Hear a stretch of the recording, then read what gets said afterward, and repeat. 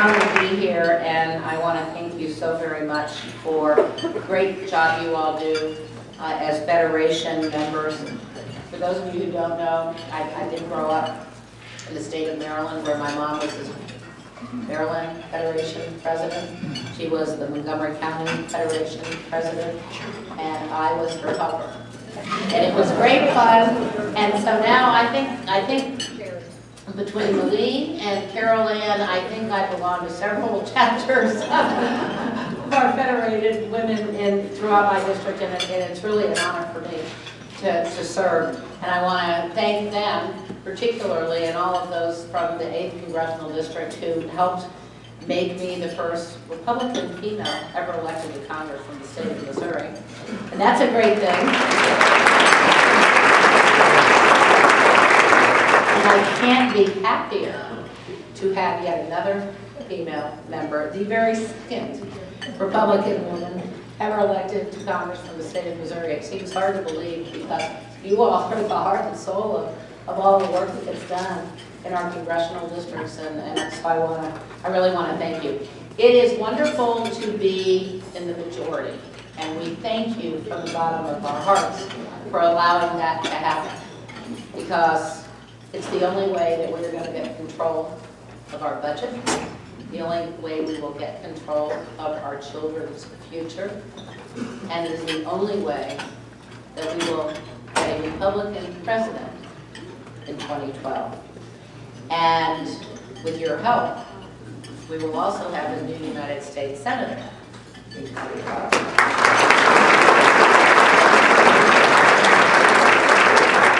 So Vicki and I and Blaine spent, let's say, 90 hours on the House floor, not this week, but the week before last. And I am so honored now to have this chairmanship of the Financial Services Subcommittee of Appropriations. But that actually required me to stay on the floor for 90 hours. And with 7 hours of sleep in 3 days, at the end of those 3 days, I must tell you that I had to read, when I had to get up to debate, I actually had to read my remarks because we were all so bleary-eyed. But I did have fun with Barney Frank on the House floor. I think I drove him crazy, but it was a good thing, and we had a lot of fun. And then Blaine helped a little bit too, because Barney talks 5 times faster than any of us too.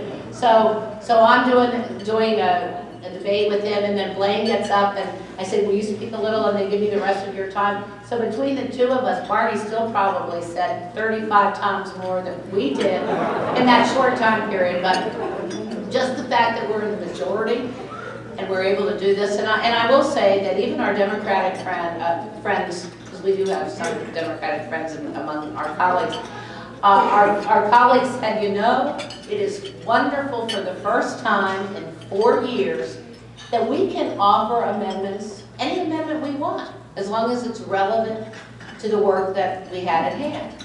Because for the 4 years that Nancy Pelosi was in charge of the House of Representatives, we were not allowed to offer one amendment to any important bill, including the current health care law, which is why it's absolutely critical that we continue working to defund it so it doesn't happen for good in 2014.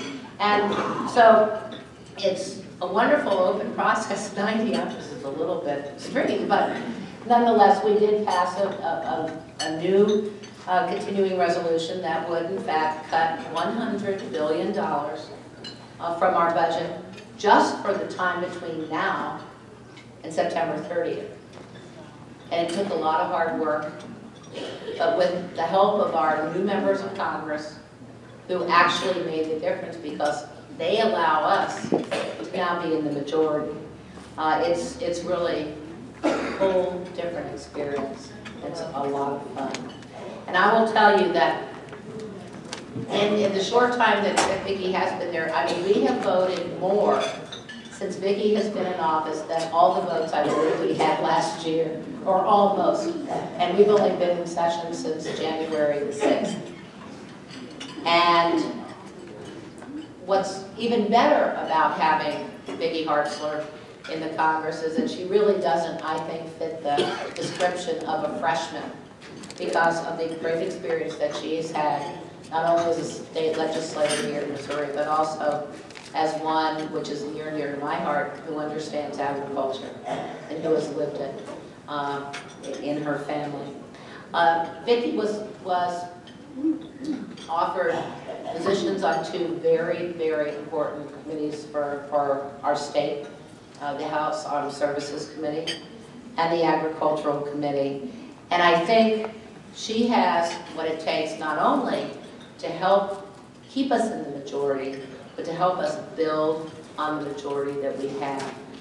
Attention to details is something that is really important, especially in the committees on which Vicki serves.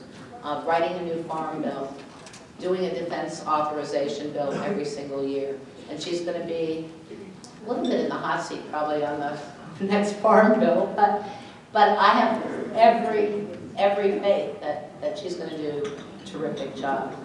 And I think all of us working together will focus our attention on what's very important and most important to us, all of us in this room: job creation, getting the economy under control, and providing an environment in which our businesses and our families can prosper and grow.